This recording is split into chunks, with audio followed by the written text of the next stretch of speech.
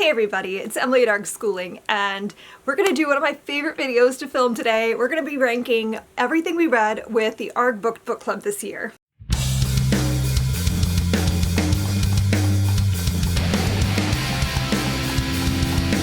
So every year I host the Arrrgh Book Club. It is one of my favorite things that I have on my channel, and the last 2 years we were joined by Tanya at Project Happy Home, and she's been my co-host, and that has been so much fun. And in 2026 we will have yet another co-host. We will have 3 hosts on the Arrrgh Book Club live shows, and it's going to be me, Tanya at Project Happy Home, and Ashley from This House of Balls. I am so excited to have Ashley join us. It's going to be so much fun. I feel like she and I share a lot of similar reading tastes, and I know she's participated in my book club quite a bit over the years, so I thought it would be so much fun to have her join us. So I'm very much looking forward to that next year. But this video is to wrap up what we read this year. So let's get right into, I'm going to give you the rundown of everything we read, my ratings, and then I'm going to rank them. So in January, we read The Small and the Mighty by Sharon McMahon. This was our only nonfiction of the year. I try to fit one in every year because I feel like nonfiction is so interesting and will often give us a lot to talk about. But it isn't the thing most people think of when you reading for a book club. But this was such a great read. I gave this 4.5 stars. This is about unsung heroes in American history, and it's focusing on people who made what felt at the time probably like a small impact, but that expanded out into wide-reaching efforts. So it says, from the government teacher who has inspired a generation of history lovers, a heartfelt, meticulously researched portrait of 12 ordinary Americans whose little-known stories define our national character. What I loved about this was that this is a way to feel inspired. I know for a lot of us, I know right now feels very heavy, and it feels like we're helpless. But this book made me feel like there was something I could do. There's something all of us can do. So I think if you are looking to be inspired, pick this up. In February, we read I Who Have Never Known Men by Jacqueline Hartman. This is an interesting one. This is dystopian, but I don't know. I feel like I want to read more dystopian things going forward because we've read some interesting things this year that made me wonder, okay, but what else is there? What other stories have I not read yet? This is about a woman who wakes up she's in captivity. The only men she's ever seen are the people who are outside of the cage that she's in. And she's trapped down there with all these women. And this is her whole life. It's all she's ever known. And I don't really want to say more. It's very short. This was interesting. This is a book that I probably would not have picked up if not for book club. I'd heard people talking about it. I was vaguely curious, but I hadn't really thought about reading it until Tanya and I were like, maybe we should read that. It was definitely interesting. I gave this 4 stars. Then we read Half-Life by Jillian Cantor in March. This was really good. This is about Marie Curie. And what Jillian Cantor did here is she took her story and said, okay, well, here's what really happened. But what if she made a different choice and she married this man instead? What might her life have looked like? This was such an interesting portrait of how the man in your life can make or break you.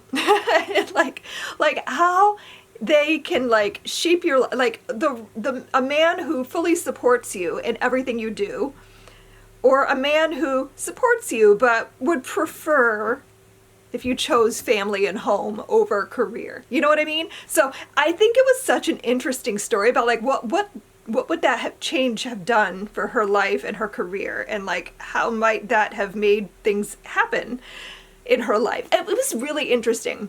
I had a good time with this, and I gave this 5 stars. In April, we read Beautyland This one is by Marie-Helene Bertino. This is one of those books that I thought was going to have a bigger impact on me than it did. Sometimes you're reading a book and you're just like really in it, and then like 6 months later, you don't remember the book at all. That's what this felt like to me. Like, I remember being really in it and being fascinated by the story, but like this book has left my mind entirely. So this is about a woman who believes that she is an alien.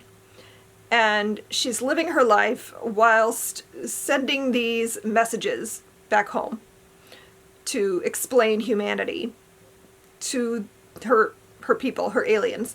And it's done in such a way that you don't really know if this is like a figment of her imagination, if this is just some weird thing she's got going on, or is she actually an alien? Like, it's hard to tell. And I think it's supposed to be like that. And it was good while I was reading it. But again, like, this one did not stick with me for whatever reason, which is strange because I really thought it would. And like, I love this cover. It's so pretty.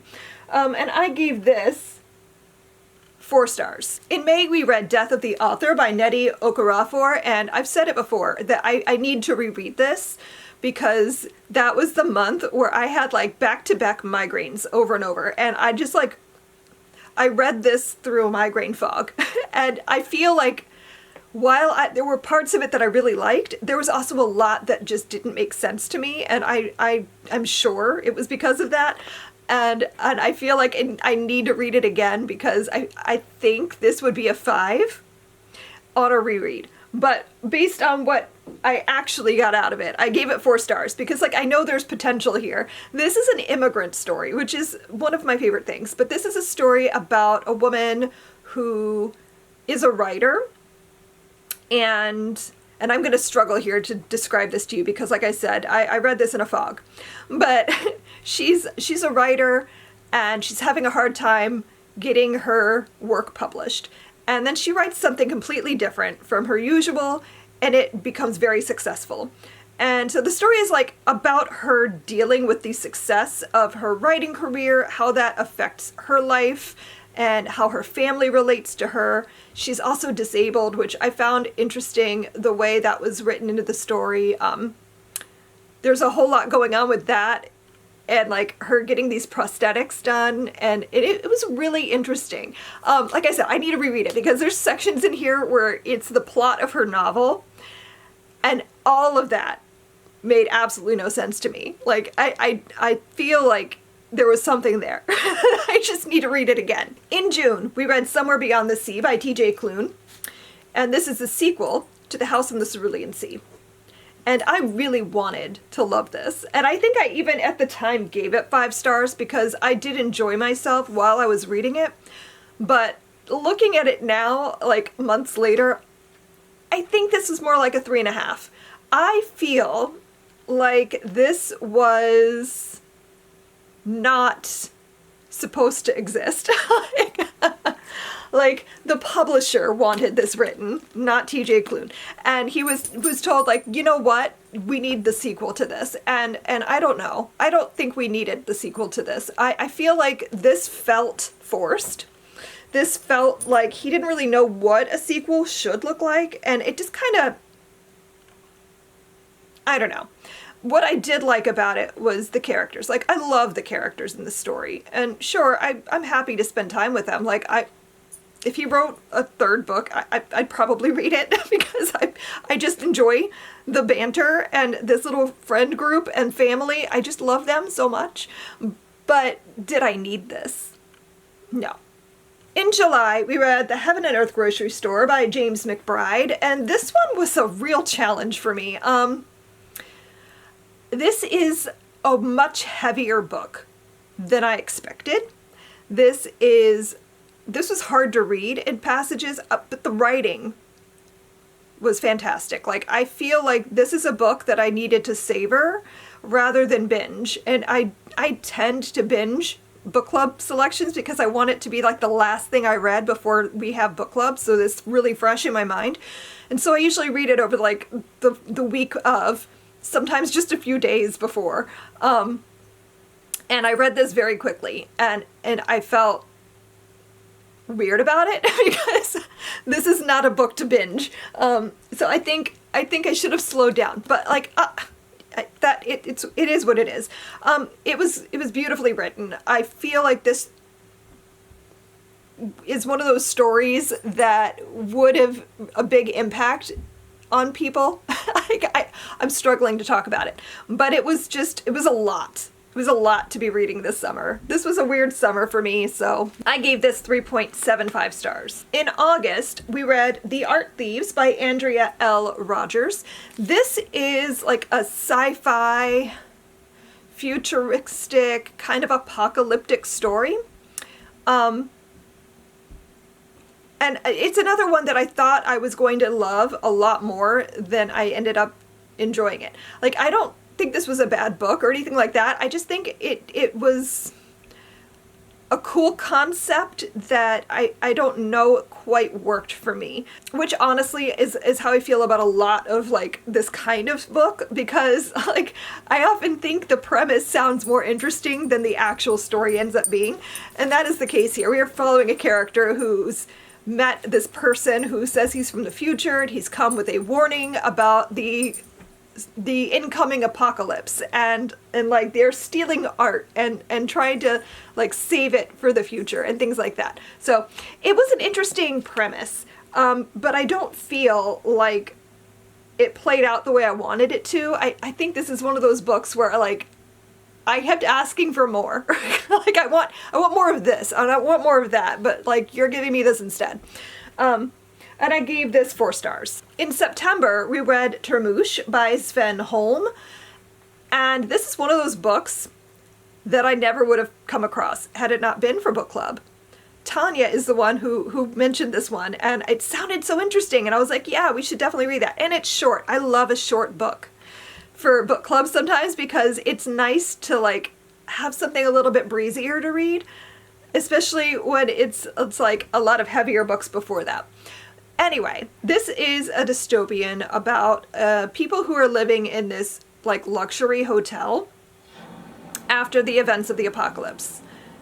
And it is like what their lives are like and how they are experiencing this apocalypse from their like tower, and what happens when the apocalypse still gets you, even when you've spent the money to have this special safe haven. This was definitely interesting. I think it pairs really well with I Have Never Known Men. There's a lot of like interesting similarities, and we had a lot of conversation about reading both of those in the same year. This one is, I think, written in the 60s perhaps, and it was translated. Both of them are translated, but this one is from I think Swedish, I want to say. Did I enjoy this? No, not really. I thought it was interesting, but it was not something that I'm gonna probably ever read again. But I'm glad that I read it. I gave this 3 stars. And finally, the last book we read was The Weaver and the Witch Queen by Genevieve Gornichek. And this was really good. This is a story, I mean, I already love Genevieve Gornichek. We read The Witch's Heart a few years ago for book club, and I loved that. That was like a Norse mythology retelling. This one is still Norse, but this is a little bit less mythology and more historical fantasy, because we're following characters who are witches, and they use their magic to protect and help other people. And so we're following a witch who finds herself entwined in helping this man who's a prince, or who's going to become the king. And she has made a pact with her best friends that they would always help each other. And one of them is taken during a battle, and she's sent to be enslaved. And so we have these 2 characters who have made a pact that they're going to go find the other one and rescue her. So that's kind of what the story's about. But it was really interesting. I love historical fantasy so much. Like, historical fantasy is one of my absolute favorite things, and I really want to read more of it going forward, because every time I pick up a historical fantasy, I'm like, yes, this is what I want more of. And then I forget and I read other things, and I'm like, why can't I have that feeling again? It's because it's not historical fantasy. I just find it very cozy, very immersive, very my kind of book. Okay, and I gave this 5 stars. Okay, so now I'm going to give you my rankings. We're going to go least favorite to most favorite. My least favorite book we read this year was Arrrgh. And it wasn't that it was a bad book, it wasn't for me, I guess. Like I said, this was one of those books that I'm glad that I read it, because I think to be able to talk about dystopian literature, you have to like branch out and try things that you might not otherwise pick up. And sometimes it's a hit and sometimes it's a miss. And I don't want to say this was a miss. Like, this wasn't a bad book. This isn't something that I would like not recommend people read, but it just wasn't like a favorite, you know? You know what I mean? And in the same vein, and I almost hate to put this so far down the list, but I Who Have Never Known Men. This book left me with so many questions and no answers. Like, absolutely no answers. And I don't know, some people enjoy the ambiguousness. I am not one of those people. I need answers. I need someone to tell me exactly what's going on here. Like, I don't like being left with that many. Like, I don't mind a slightly ambiguous ending. Like, that's fine. But when everything is left unanswered, I feel like a letdown, you know? And that's kind of how I felt here. I don't think it's a surprise that I'm putting this low. It was not a bad book. And I feel like I have to keep reiterating that. Like, I didn't dislike this. I feel like my expectation for what the story actually was is quite different from what the story actually became. Like, what it ended up being. It was very, very, very heavy. This was not the year for this book, honestly. Like, I feel like I might have had an entirely different viewpoint on this book had I read it in a different year. Like, I don't know. This has been a rough time. And this was not the book to pick up this year, I think. And so that has nothing to do with the book. It has everything to do with me. So if this was your favorite book, I again, like, not to shade this was excellently written. Like, the writing was so good. I appreciate what the author did here. It was not the right time to be reading this. And then I'm gonna put The Art Thieves. Again, like, this was not a bad book. This was good. This just wasn't what I wanted it to be. And I feel like that's my view on a lot of things I read this year. Like, this was not what I wanted right now.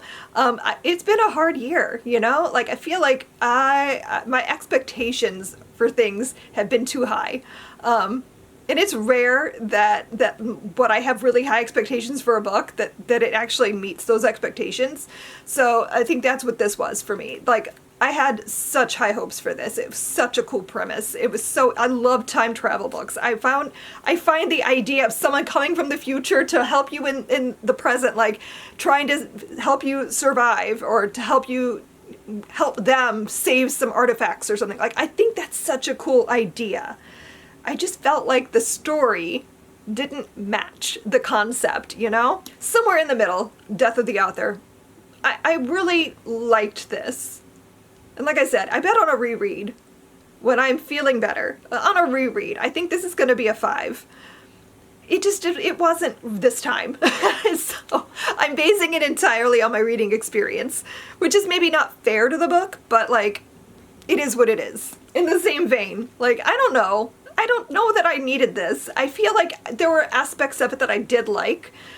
Like I said, I enjoy the characters so much, and I would spend more time with them. Like, I'm happy to go hang out at their house and just, like, listen to them chat. Like, that's all I really want. I would love to see, like, a little animated show based on these characters. That would be so fun. I think it would be adorable, and I would watch that. But did I need this? No. I don't think we did. This really felt like a cash grab. This felt like the publisher wanted this more than TJ Klune did, and so he just had to come up with something. And I don't like when that happens. Then I'm gonna put Beautyland. I feel like this is a book that I should probably reread sometime, because like, I was fully in this. I was so curious.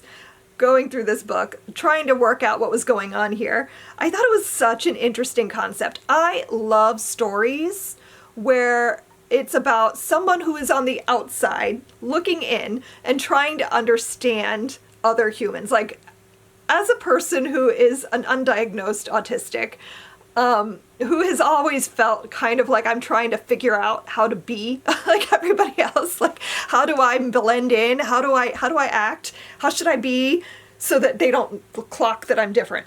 And so reading stories like that is fascinating to me, because that is often how I view people around me. Like, I'm often thinking in terms of like trying to understand their behavior, trying to understand why they're doing the things that they do. That kind of thing. So I thought this was so interesting while I was reading it. I was disappointed that like I kind of forgot about this book entirely. By the time I was trying to pick these up again and talk about my reading experience, I was like, hey, I forgot we read that this year. Now we're going to talk about my 3 favorites. I'm going to start with Half-Life. I really liked this. The idea of like one small change and how that ripples out and like I found it really interesting. I love stories like this. I love alternate histories. I love what if questions and like I that's something I'll always be intrigued by. I've always thought Marie Curie was a fascinating figure, and I like reading about her life. So getting to do this like interesting split, like the story jumps back and forth, and so you're spending time with her in both of these lives, and you can see like all these little threads and how they're woven through her life, and like it's the same people. She meets the same people. Like, it's not like an entirely different cast of characters in one version. It's the same people, and you just see like the different ways they fit into her life, and this was so interesting. So I would definitely recommend this to people. I would put this in second place, The Small and the Mighty. Like, the way this like made me feel is exactly what I needed this year. And this was the first book we read. This was the January read, and it was like the right tone to start the year, I think. If you are feeling frustrated, if you are feeling let down and like you don't know what to do, if you feel helpless, I think this is the book you need to read, because it really did make me think in terms of, well, I can do things. Like, there are things I could be doing right now. And it made me think about like how I am making an impact, even through my small efforts, and how other people can do that too. Like, this was really inspiring. So if you feel like you need something like that, this is definitely the book to pick up. And I enjoyed the audio so much. This is narrated by Sharon McMahon. So if you enjoy her online, if you enjoy her presence, and you've listened to her talk and things like that, you would enjoy the audiobook quite a lot, I think. And then my favorite book we read this year. And all of this, by the way, is entirely based on vibes. Like, this is just how I feel about each book in this moment in time. If you ask me the same question in a year from now, I might arrange this completely differently. But right now, my favorite book of the year from Book Club is The Weaver and the Witch Queen by Genevieve Gornichek. I just adore her writing.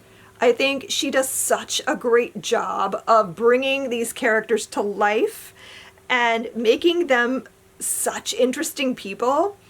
And I love that she lets them have flaws. Like, every single character in this book is very flawed, and like sometimes they can be very hard to be around. Like, and I appreciate that, because sometimes I am very hard to be around, and I get it. So, and I like that, like, they sometimes make questionable choices, but like, you see why they're making those choices. Like, it all makes sense. You know what I mean? I just felt very immersed in this book. I don't know, it's been such a weird reading year, and it was so great to just get lost in a story. Again, historical fantasy is exactly what I wanted right now. I want more. recommend me some historical fantasy, please. Like, I need to go find more things. I want more things like this. I'm now a Genevieve Gornichek fan for life. I will read absolutely anything this person writes. So that is my ranking. I would love to hear your ranking. If you participated in the book club this year, I would love to know, what was your favorite book we read this year? What was your least favorite book we read this year? And I cannot wait to tell you more about what we'll be reading in 2026. And you can stay tuned for that in the coming weeks. We're going to be planning out our first 3 reads. So sometime in December, I should be announcing that. Thanks so much for watching, and I will see you guys in my next video. Happy reading. Bye.